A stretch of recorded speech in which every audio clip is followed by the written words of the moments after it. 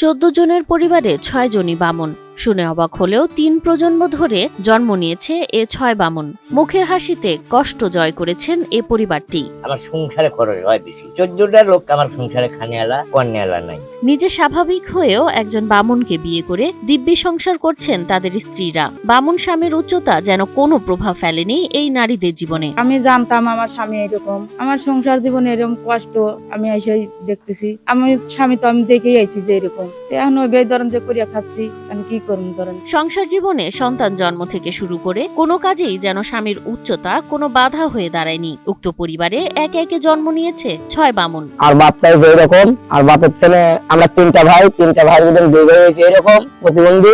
আর আমার 2 ভাইয়ের তেনে আমাদের ছেলে পেলে হয়েছে দিয়ে মোট আমরা 6 জন লোক এরকম প্রতিবন্ধী। পরিবারের 6 বামুন সদস্য সময় পেলেই করেন গল্প, আড্ডা আর মজার খুনসুটি। সেই আনন্দ ভাগাভাগি করতে তারা খুলেছেন এসআর ভাই ভাই বস নামের একটি ফেসবুক পেজ। এখন আমরা ফানি ভিডিও করি, আমার ফানি ভিডিও পোলা বানলে করি, যে ভালো লাগে যে এখনো কোনো ইনকাম আসে নাই, তবে আশা আছে সবাই যদি আমার পেজটাকে সাপোর্ট করে এটাই বড় খুশি হবো যে না আমার পেজটাকে দেখে যদি ভালো লাগে সবাই লাইক কমেন্ট শেয়ার করলে যে আমরা কিছু ইনকাম আসলে আমরা দায়িত্ব চলে আসবো। এখানে তারা নিজেরাই বানান রিলস ভিডিও, করেন হাসি ঠাট্টা আর ছড়িয়ে দেন ইতিবাচক বার্তা। অল্প সময়েই তাদের ফলাফল পেরিয়েছে 30,000। এখন তারা স্বপ্ন দেখছেন এ পেজের মাধ্যমেই একদিন অভাব দূর হবে আর জীবনে আসবে সচ্ছলতা। অভাব আছে তবু ভালো পথে টাকা আয়ের চেষ্টা করে যাচ্ছেন এ বামুন পরিবার। কত মানুষ কত ভালোভাবে পোশাক পাতি ভালোভাবে চলে, আমরা সেভাবে চলবার পারি না, আমরা এইটাই আল্লাহ কষ্ট। পাবনা জেলার আটঘরিয়া উপজেলার প্রত্যন্ত এক গ্রাম নওদাপাড়া। এ গ্রামের আব্দুল মজিদ, তার 2 ছেলে আব্দুল আলিম আর আব্দুল হালিম সকলেই জন্মগতভাবে খর্বাকৃতি। মানুষ মেলা কিছু মেলা কথা কয়, আমরা কোনো মাইন্ড করি না। আল্লাহ বানাইছে আশ্বস্ত করে আমরা চলে যাই। আল্লাহ বানাইছে ওরা বড় হয়েছে, আমার খাটো হয়েছে, সমস্যা নেই, আমরা কিছু মনে করি না। আমরা এই আনন্দ করে সব চলে যাই। হিরন আরো মিনারেল ওয়াটার মাত্র 50 পয়সায় প্রতি লিটার।